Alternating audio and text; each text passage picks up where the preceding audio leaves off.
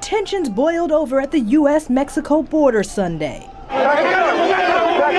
with Border Patrol firing tear gas into a group of nearly 500 protesters attempting to force their way through the fencing and into the U.S. This after some migrant groups pushed past Mexican police blockades, making their way through the Tijuana River and towards the border. Caught in the crossfire, women and children. Many young children fainted. My daughter also got gassed, one woman told reporters.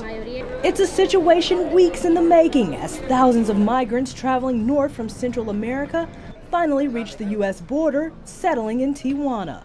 The U.S. closing the port of entry there in both directions for a time Sunday as they processed thousands of asylum claims from migrants. The president saying he could shut down the border completely. We will close entry into the country for a period of time until we can get it under control. The entire border? The whole border. Trump also signaling his willingness to allow for a partial government shutdown until Congress gives up the money needed for the border wall, something GOP senators want to avoid.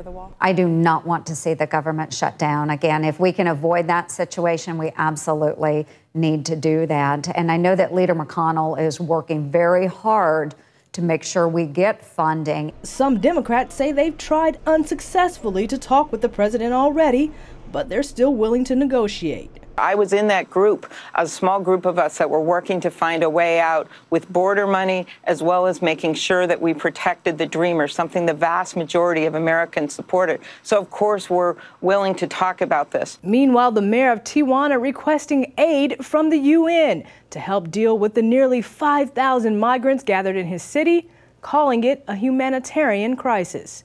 Amber Strong, CBN News, Washington.